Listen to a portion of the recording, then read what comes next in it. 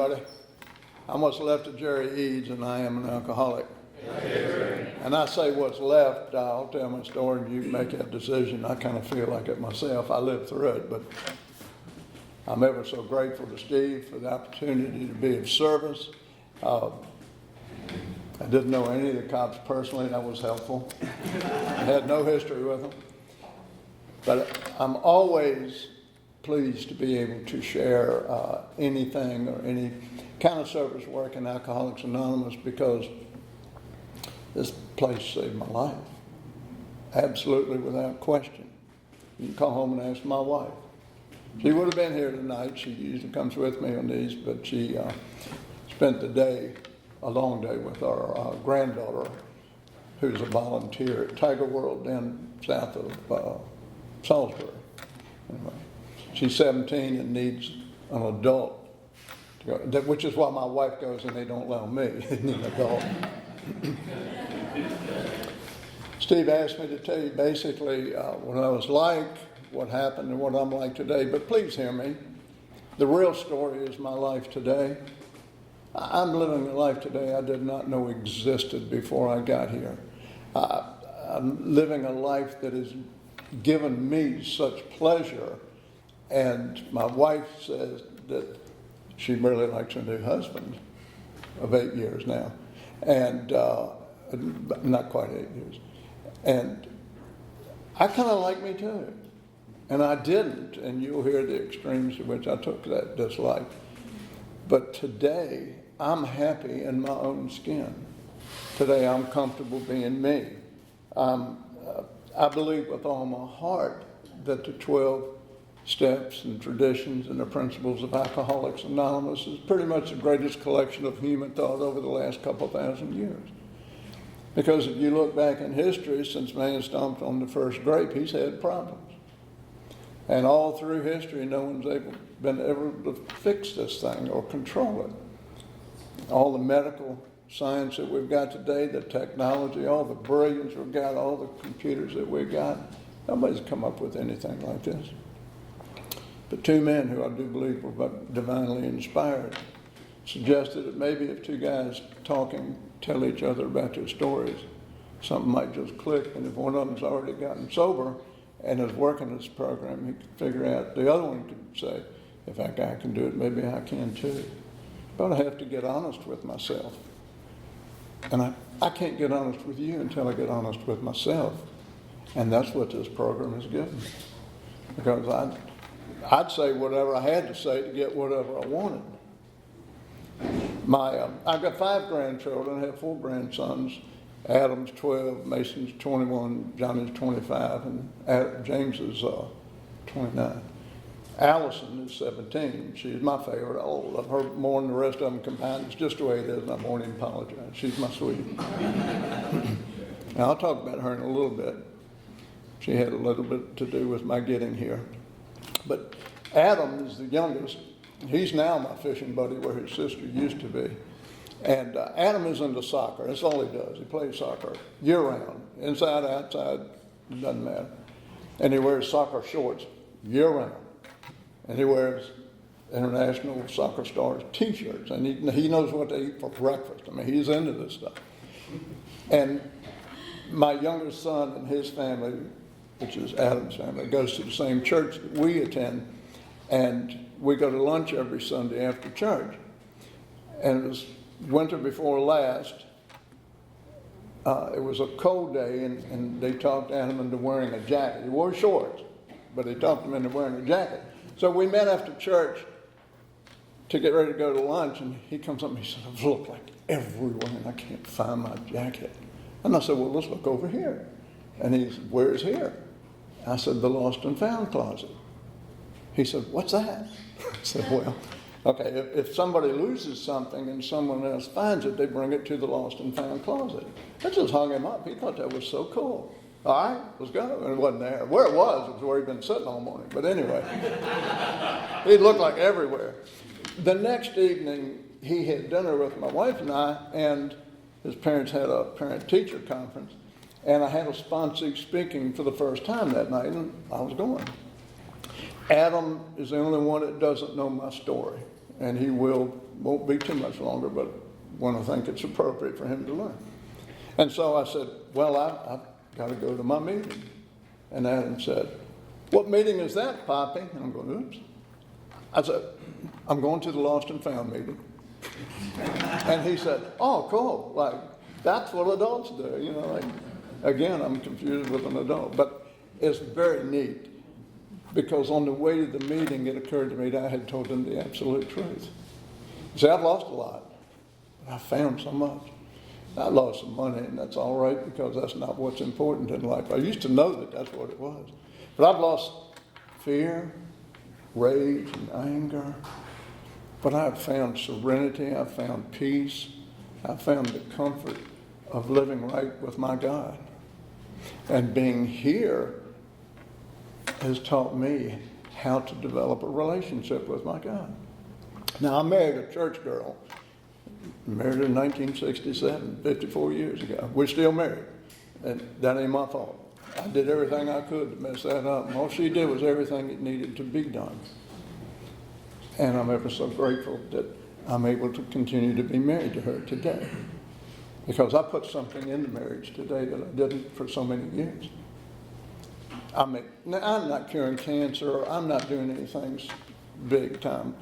But I'm making the bed most every day. I set the table. I clear the table. I help her prepare.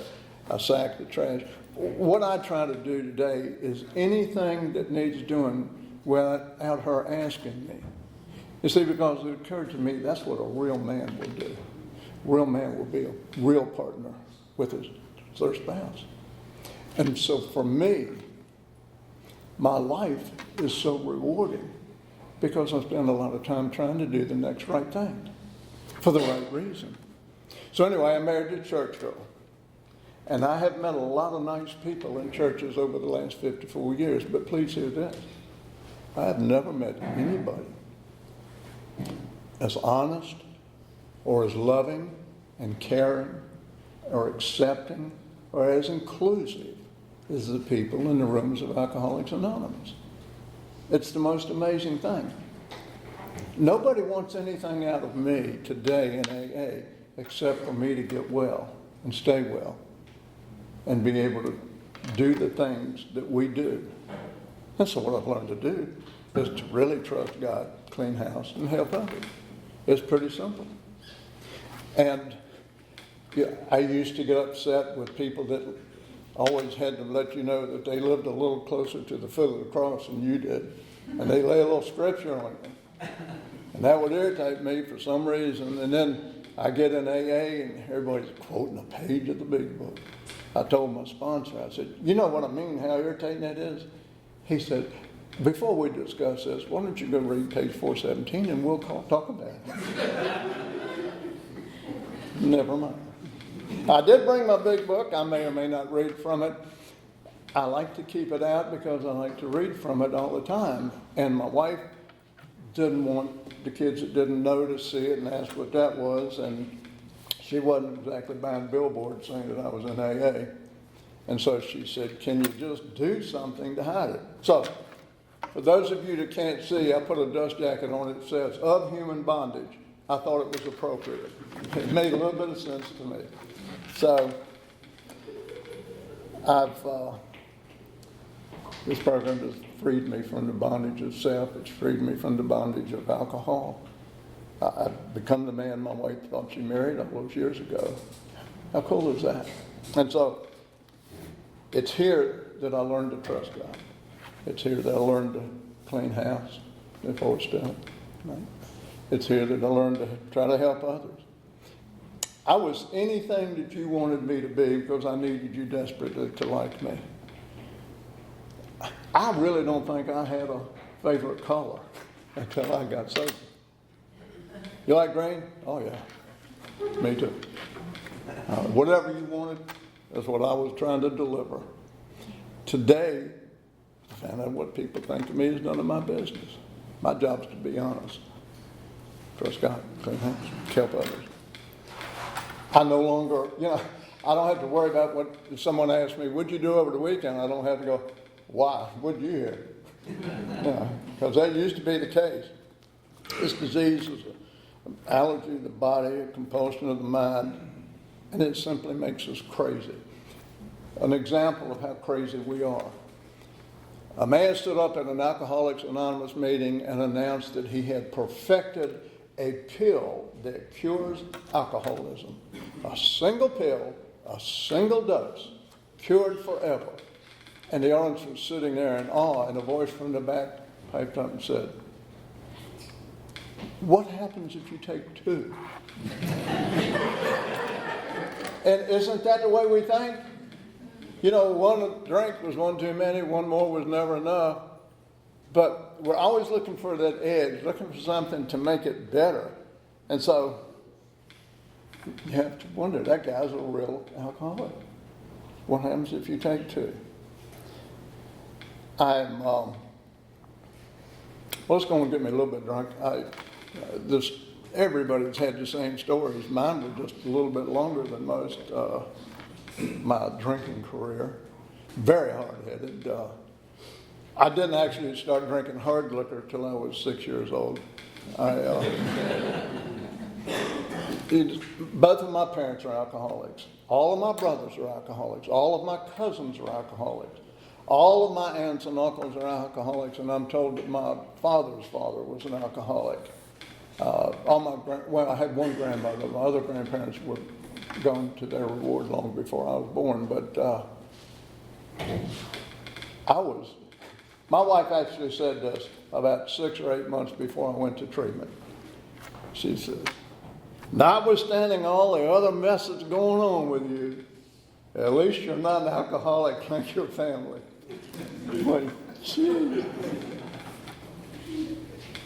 And when I got to treatment and found out I was an alcoholic, I was crushed. I was shocked. I really didn't think. I know what they look like. I grew up with them. I lived with them.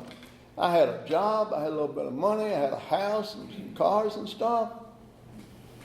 No way I could be an alcoholic. I don't know what I thought they were. I thought they were exactly what I grew up with. But, and you hear many speakers will speak and say that they had an idyllic childhood. They had a wonderful family and a wonderful youth, and everything was just so nice, and just not sure how I ended up like this. I would have really liked my childhood like that. My childhood was full of fear and abuse. It's just the way it was, and there are so many people that had it way worse than me. Just say that I was pretty much abused in every way you can imagine. My father particularly liked beating me with his fist, and it's my fault. I had the very bad manners to be born, and he really had no interest in being married or being a father. And my mother told me when I was 6 or 7 that he really hated me. I needed to watch myself around him, which is why we got the beatings. And, or I did, and she did it. She tried to defend me. And one of his brothers, one of my uncles, had a still. And everybody in the family had a case or two of white liquor, moonshine. White liquor is what we call it. And the summer of 1952, I didn't turn 7 until December. For some reason, I just took a notion to snag one of those bottles, or jars rather, of that white liquor and take it out in the barn. I screwed that lid off and I took a slash. Oh dear. I warmed up from my tongue all the way down to my toes. So I took another slash. And I liked it. I remember it clearly. And I took a couple more slashes. And the next thing you know, I commenced to feeling like life was pretty good. What alcohol did for me was it became my very best friend. It became my escape because I blacked out the first time I drank. So when the abuse occurred, I may come to bloodied or bruised or hurting, but I didn't have to witness the abuse because of alcohol. And it stayed my best friend. Oh, I thought it was great. I had a thought. Now, my parents never bothered going to church. My grandma went, and she took me sometimes. And I actually, her God was kind of scary. I mean, that preacher would look straight at me and told me I was going to burn in the brimstone forever, and maybe a few more days. And I was thinking, wow. I couldn't imagine that. The only thing I had ever done, to my knowledge, was I just refused to eat liver. I didn't think it was that bad. And anyway, I had that feeling that God really did love me when I felt that good, what alcohol made me.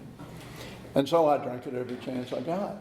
And it helped me when I got older and started getting interested in girls. And I was afraid of you girls, oh my gosh. Because I was told all my life I was stupid, I would never be anything, I was dumb, nobody's going to like you. And you tell a kid that often enough and the child will believe you. Except I was hard-headed. I went, oh, he's wrong. They like me. I'm going to be liked. Not liked here, but I'm going to be liked somewhere. And I'll do whatever it takes. And that's the way I live. But it really did. It helped me talk to the girls. And I get a couple drinks in me, and I could just start a conversation. So smooth. I'd say something smooth like, so, you live around here often? And if she giggled, it was on. But I could never close the deal. I needed another drink, and then I'd end up getting drunk, and I'd say something really sweet, and my sponsor said, you just tell it all. And I'd end up saying something real sweet, like, why don't you just stop all that drinking and start dropping that linen? And I'm not happy with it. Don't y'all, you boys don't write these things down. No. But I wasn't always nice. I always wanted to be nice. I always aspired to be nice. But when I drank, I became something else so often. I look back on that time, and I think of the things and all the little girls that I would date and all the times that they would say, you sure do drink a lot, Jerry. I'd say, well, God lives in my life. He's sort of got to. But I worked for my uncle from the time I was 9 to 15. And I have toted many a 50 and 100 pound sack of sugar through the woods at night. Learned to make white liquor. He let me drive and deliver a load the first time when I was 12 years old. At 14, I had my own route. And I thought that was pretty cool. In Virginia in 1960, you could just go up to DMV the day that you turned 15 and get your driver's license. So I took my uncle's truck. I drove up to DMV and I got my license, and the instructor said, well, where are your parents? I said, oh, they had to go. And he said, well, what would you done if you'd have failed? I said, I reckon I'd have started walking. And what he didn't hear me say was, you walk back to the building, I just walk back, get in the truck and leave and come back tomorrow. Because I had to do what I had to do. Anyway, I worked for my father. He was a bricklayer. And from the time I was 9 to 15, I mixed mortar long before those old mortar mixing machines. Anybody ever mixed mortar with a big old 2-eyed hoe? Yeah, I got a couple nods. That's fun. I mixed mortar as a young teenager for 10 to 12 bricklayers, 16 shovels of sand, a bag of brick cement and water, and I'd build scaffolding, tear it down, move it from job to job, carry brick, block, whatever they were putting on the wall at that time. And by the time I was 15, I was stronger than a garlic milkshake. I really was. I had done a lot of work. And my dad liked to call home from the bar and say, I'm coming home to clean house, which was a euphemism for beat the snot out of me and my mom as she tried to defend me. And I was done. And I fought a lot because I lived in an absolute rage because I hated my life. And I was just a miserable kid. And sure enough, he comes home. He called, says, come home, clean house. And I was waiting. He walked in the door and sure enough took a swing. And I ducked it, and I knocked him out cold, and I tied him up with his bricklayer cord, which really ticked him off. And I called the police. And they're carrying him away, and he is screaming and cussing and carrying on. But I'm feeling pretty good. I think I'm going to walk in the house and get an attaboy. I walk in the house, and my mom is crying. She's standing, and she's putting stuff in a couple of pillowcases, and I asked her what she's doing. I said, notice it's my stuff. And she convinced me that this time he'd probably try to kill me, and I need to leave. And I did. And never went back. But back then, 1960 wasn't all that terrible in terms of, they didn't have the stuff that's going out there today. The worst thing they had back then was white liquor. And I made it and delivered it. So, anyway, I left. I stayed in my friend Jimmy Perkins' garage till he figured out why I was taking so many showers over there, and then his mom figured out. And I stayed with another friend. Then I got a room with kitchen and bath privileges. Then I got another job with another bricklayer. He gave me an old 49 Ford truck. Nobody's wearing a shirt quite as faded as the color as that truck is. It was ugly. But I'd drive it to jobs at night. My girlfriend at the time would sit in the car and do my homework, and I'd build scaffold, tear it down, set up for the next day. And my buddy Jim Lim was also an artist, and he wrote on the passenger door of that truck, he said, "Don't laugh, lady, your daughter was in this truck last night."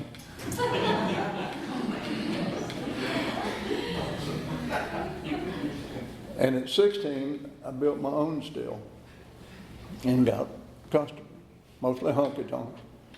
And let me go back to 14. When I was 14, in Colonial Heights, Virginia, where I grew up, they had a little community center. And they had a room not quite as big as this room. And they had a one-step stage on it. And the Colonial Heights High School band boosters put on a dance every Saturday night. Cost 25 cents to get in. And on that little one-step stage, they had a 45 RPM record player and one little speaker. And the girls all on that wall, and the boys all on that wall. And on the fast songs, some of the boys would dance with some of the girls, and some of the girls would dance with some of the girls. And most of the boys would sit there and talk about the girls in cars. And on slow songs, they turned lights down a little bit. You could almost hear them hit in the middle.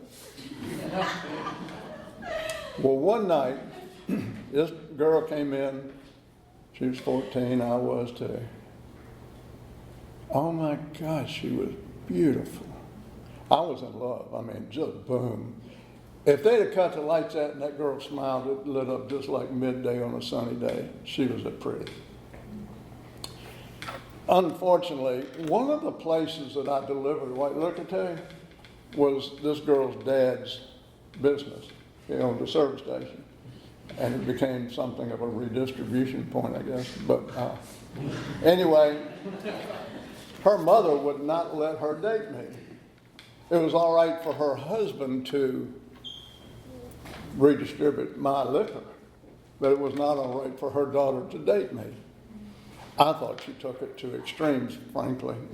She started a group y'all may have heard of, Mothers Against Jerry. Did y'all hear about that group?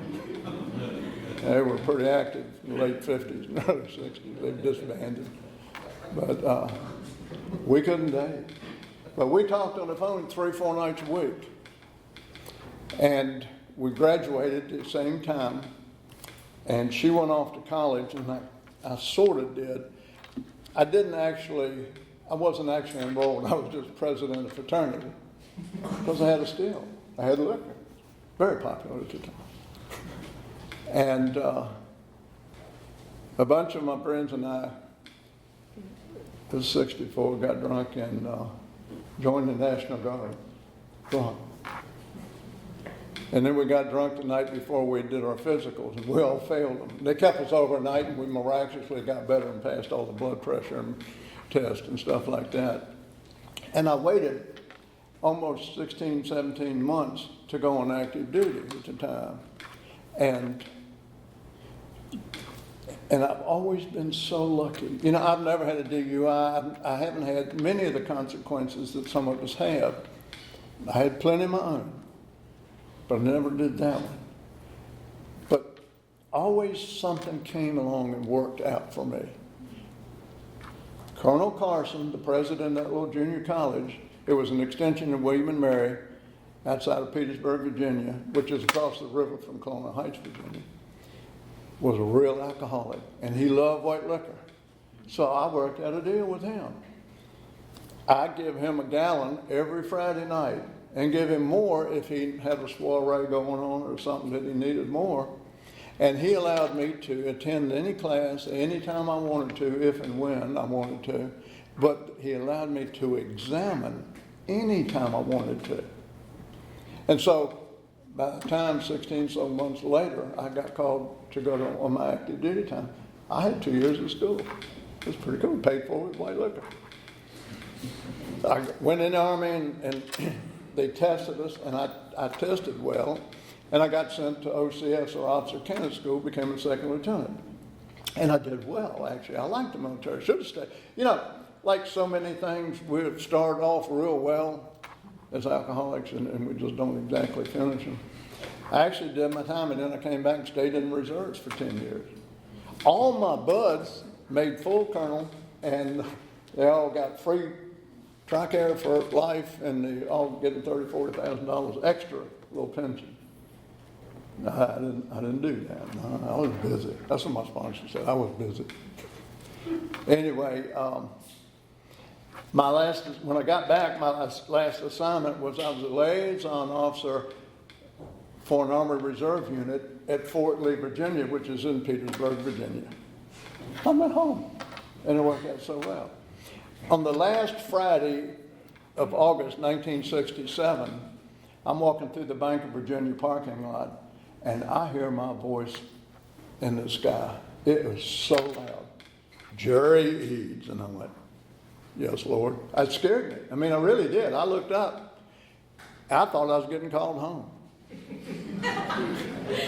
That was what went through my head. And then I heard some giggling, and I said, God wouldn't do that and giggle about it. And I looked around, and in the drive-in teller's window was that pretty girl. She was working there for the summer. And she doesn't work at the drive-in teller's window. She just happened to be there when I walked by.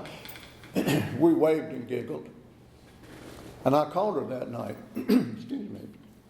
We figured it would be a good thing for us to go out on Saturday night. And we did. I got so drunk, I had to crawl her to the door. And she thought it was funny. So we went out Sunday night. And Monday. And Tuesday, and Wednesday, and Thursday. And Friday morning, she left for Puerto Rico with her parents. Her dad had a convention for a week in Puerto Rico. While they were gone, she called me collect. Now, I don't know how long we talked, but we talked $127,1967.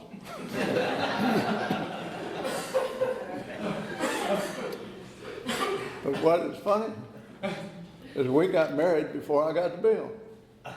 True story.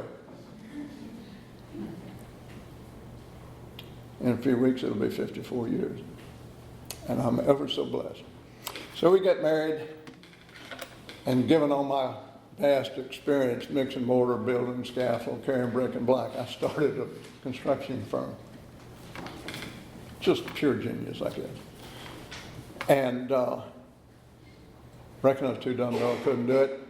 Over the next 10 years, I built 800 and some homes. I developed subdivisions and started a real estate company, made a lot of money. Had great good fortune. And 1980 and 81 came along, and interest rates went to 21%. And you couldn't give houses away. And I sat on about 26 houses for almost 2 years. And it didn't quite kill me, but it came awful close. And I decided that I didn't want to be on the south side of leverage anymore. I got to buy land, I got to buy materials, build the house, and hope I can sell it at a profit. I had been an investor with a regional brokerage firm called Week First Securities. They're now Wells Fargo. So I decided I'd become a stockbroker. And it occurred to me that I'd probably have to get their permission. So I did a resume, and they called me in for an interview, and they said, tell you what we'll do. If you'll get our real estate in order, we'll let you be a broker. And I said, deal. And so for a couple of years, I negotiated leases, and out of Richmond was the headquarters. And I come down to New Bern, North Carolina. I built one over here in Southern Pines, Aberdeen actually. And, I'd buy land, build a building, or I'd upfit a high-rise space, or I'd negotiate leases or redo an existing office. And we do them ahead of schedule and under budget, and boy, became something of a little hero. Had 52 branch offices, a couple thousand employees. It was like a family. And after that, they let me take the exams, and I got to get my stockbroker's license. And they said, if you do X number of dollars in commissions, you'll be a hero for sure. And I did about 4 times that the first year. Let me tell you something. When you make a lot of money, I don't know about you, but when I started making what was pretty good money, excuse me, this rocks. I got smart. The more money I made, the smarter I got, and the more entitled I became. And the more of a problem I became to my wife. What I thought was funny, not about that, but it worked. It occurred to the firm that I was the only broker they had that didn't have a 4-year degree. So Carlisle Tiller, the CEO, was the president of the board at the University of Richmond. He came and got me one day in my office, and he said, come with me, boy. And he took me out to the University of Richmond to the head of the business school, and he said, Tom, is that boy I was telling you about? We need to get him an education to justify his income, is what he said. You know, they did not take 1 credit hour at that junior college. Some of my story is that it took me 4 terms to get through the University of Richmond. Those are the terms of Nixon, Ford, Carter, all told. But it was one of the things that I had really wanted to do, and it didn't make a great deal of difference in the income, but it was a goal. And anyway, our boys were very active in sports, and as a dad, I made all the games, and I made all the plays, and all the things like that. See, I made all the things that you got seen doing, just to make sure everybody knew I was a swell dad. But when it came time to do other things, as my sponsor said, I was busy. I had to do what I had to do. And I look back on some of those lost years, and it breaks my heart. And my boys would tell you they had a good dad, and I know they had not a good dad. But we have a wonderful relationship. We've always been good, but it's wonderful now. My oldest son will be 52 in a few weeks. He partners with me. It's actually his practice now. I work for him. He's hard to work for. No, he's wonderful. And my youngest son is doing great, and our grandkids are healthy, and everybody's in good shape. And my life is beyond anything I ever imagined. But around 1990, it occurred to me that Richmond was probably getting tired of me, and I'm pretty sure I was getting tired of Richmond, so I started looking around for that geographic change. And I got an opportunity to manage a small brokerage firm out of Greensboro, North Carolina. So in 91, I moved down here. And I found out it was managing a brokerage firm was another one of those fantasies I hadn't thought through so well. I really didn't like it. I liked working with clients. So I did my agreement for 3 years, and we grew the offices, and I did well. And after 3 years, I just went back to working for clients. And I made more money in Greensboro, a place I lived 3 years, than I ever made in Richmond. I was just like luckiest guy in town. But it started coming back, because I did pretty good for a few years, but then started making big money again for me, and now I started getting even smarter and more entitled. And then about 96, my body's starting to break down, because I've been running hard for a long time. And I started having a bunch of surgeries. I had back surgery, 2 of them in 96. And, you know, I still have the same degenerative disc and still have the same compression in the neck and upper back, but it is what it is. And a few months later, I had a hernia surgery. A dentist, I told him, I said, I can't get numb there. And he said, oh, I can. Well, he couldn't. And I'm trying to push my hind end down through that dental chair. And I was straining so hard, I got a hernia. And he didn't get paid. That's a whole other story, but anyway. We had a conversation. But a couple months after that, I had my second heart attack and triple bypass. And those scars were hardly healed when I had this shoulder reconstructed, and then I've had 7 cancer surgeries and 4 knee surgeries, 1 replacement, and 150-some kidney stones. And I say that to say this. In addition to my other skills, I got hooked on prescription pain pills. And by the time I got here, I had a stable of about 15, 16 doctors working for me, writing prescriptions. When you wear a coat and tie and you're halfway articulate, you know, you can talk to talk. Well, the presentation bill is kind of comes, you know. And they said, you need some pain pills? Oh, yeah. How many? I don't know, a couple hundred. And I'd say that, just get as many as I could. So I'm taking those pills and I'm drinking till I pass out every night. And my wife doesn't know I'm taking the pills. And she's wondering what's going on because I'm sitting there watching TV with her and it looks like somebody poured a bucket of water on me. I'm sweating. She said, Jerry, what's wrong? I said, I don't know. It must be the heart medications. Well, you need to talk to the cardiologist. I'll do that in the morning. You betcha. I knew what it was. But she said, I couldn't admit that I had a problem with what I was putting in my body. She didn't know how much I was drinking. I could go in my closet and stand there and drink as much as I could. 10 or 12 airplane bottles at a time. And then I walk back in. Okay. And she's going, did you get another drink? Oh, no, I just put some ice in this one. I couldn't tell the truth. And I hated myself because I couldn't stop doing what I was doing. And I couldn't understand it.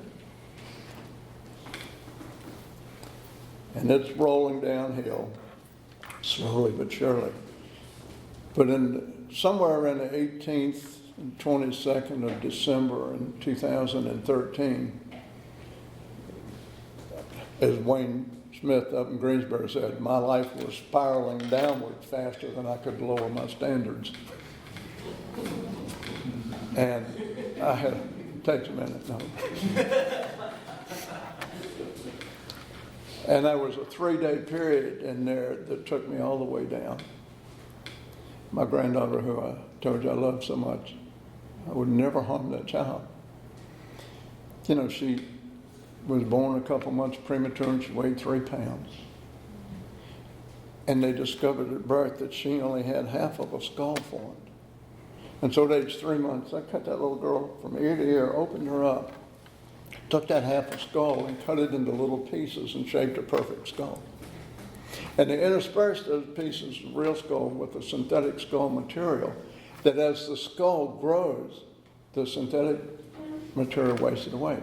And so what we learned then is a child's skull will not grow unless it is cut. Who figured that out? And isn't that the most amazing thing? Come here, Jim, I'll show you something. This won't hurt. Who figured that out? And she is truly a miracle today. She is beautiful. She is art. She has art talent. She sells her artwork.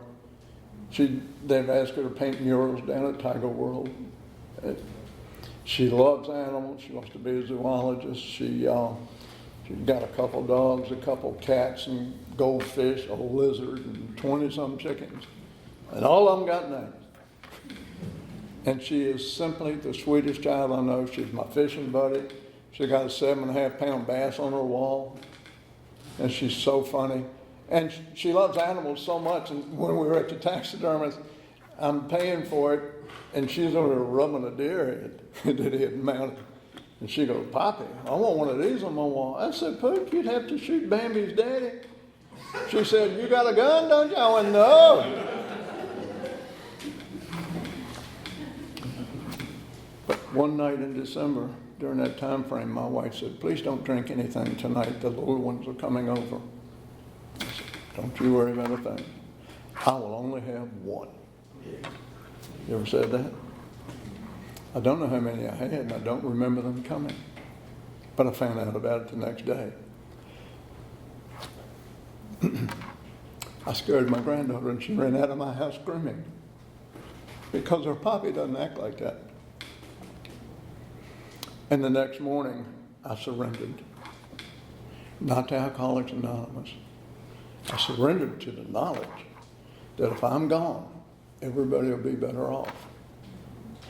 And so I spent the morning at my office Googling ways to end it. Now, I'm a coward. I want it to be quick and I don't want it to hurt.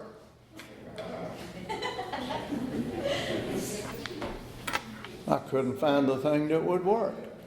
What is it the Nazis used in the concentration camps? Cyanide? Yeah. Well, you can't buy that at 7-Eleven, it turns out. Yeah, I'll have a quart of milk, a loaf of bread, and a can of that cyanide over there. And I just couldn't find anything that would do the job. And as luck would have it, I saw an article in the newspaper in the break room about yet another shooting on a particular street in Greensboro, and I told my wife I had to run back to the office that night, which was another lie. And I went down on that street and I saw a group of men, and I rolled up, and at the time, all the way from here to here, I was a big shot. Went from right through there to here. I was driving a new Porsche 911 convertible, because I guess that's what big shots do. My wife sold that when I was in treatment. Which is pretty good. And I opened the window and I held out a $50 bill, and I said, I need a really bad man for a very dangerous job. $50 to the man that brings me the man. Of course, I was about half drunk. And sure enough, they brought a guy over there. He wasn't even bigger than me, but he was bad. They were scared of him. He got in the car and said, what do you want?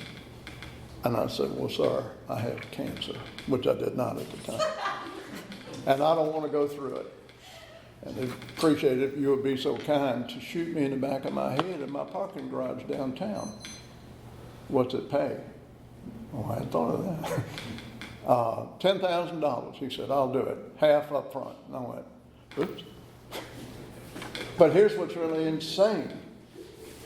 I had gone to the bank that day, and I don't carry this kind of money around on me, but I had $6,000 in my pocket. And I gave it to him. I drove him down to my parking garage, showed him my parking spot. He said he'd meet me there at 6 o'clock on New Year's Eve. Now, here's why that makes sense. Because if you love your family as much as I love mine, and I do, you would do this on New Year's Eve, right? I don't get any nods. Doesn't this make sense? It made perfect sense to me at the time. So I'm settled. I got that. So I go home and I'm feeling better about this. I've got a solution. And the next morning, my wife, who didn't know I was taking these pills, finds a bottle of 300 pain pills. It was one doctor had been writing them for 17 years. And she goes, what are these? And you know what I said? I don't know. Well, they got your name on them. Oops. And I'm trying to figure out how I can explain to her about her lying eyes again. She said, don't even try it, Buster. She called the doctor that was on that prescription, and she really had a conversation with the girl that answered the phone. You don't know what the hell she was doing to her husband, da-da-da-da. Anyway, the girl said, it'll be a while. He's real busy. Called her back about 5 minutes.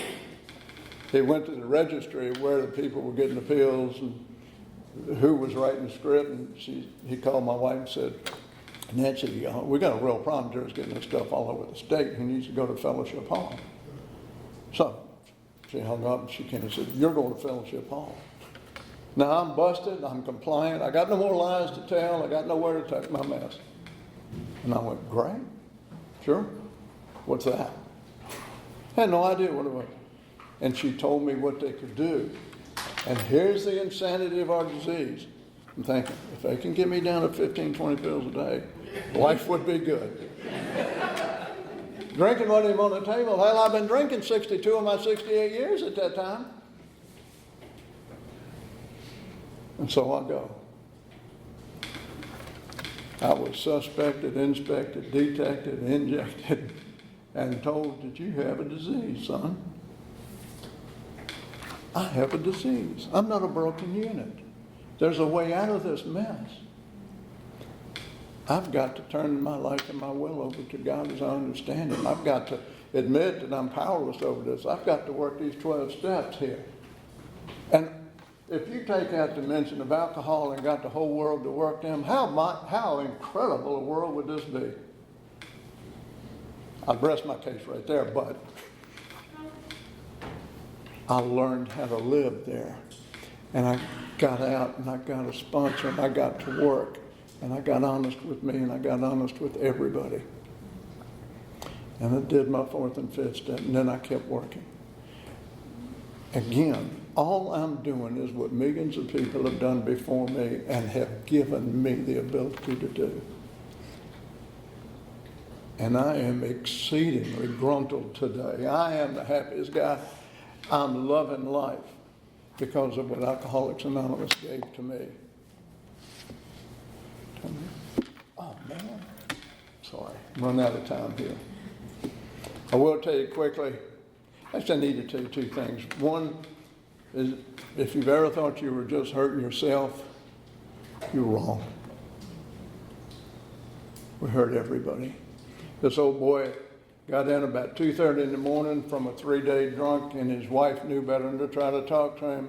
She would try again in the morning like she always did. She'd get up early. She would make his breakfast and make his lunch because they always went to work. So she got up early and went down, made his lunch, and made his breakfast. He comes down the back stairway, walks through the kitchen, didn't speak. Went out the back door to get in the car, back out of the driveway, and go to work. She looked over and realized he didn't get his lunch. She grabbed the lunch, runs out the front door. As she gets to the front grass, she just fainted out in the lawn. Guy saw her fall. He stopped the car, opened the door to get out of the car and go see what had happened. As he passed the front of his car, he noticed embedded in the grill of his car was the body of a little 8-year-old girl. You see, these are the things we do in active alcoholism. And there, for the grace of God, goes me, because I had driven down my granddaughter's street drunk. And if I ever think I need another drink, I'll run the video that I saw in my mind when I heard that story. I don't need a drink. So when I got to the meetings and when I got to fellowship hall, I had a heart attack on my 6th day, my 3rd. I raced into the hospital with the sirens and the lights going, and my wife called our oldest son, and he said, "Be careful, it might be a ruse." And they go up there, and sure enough, he said, "I was having a heart attack."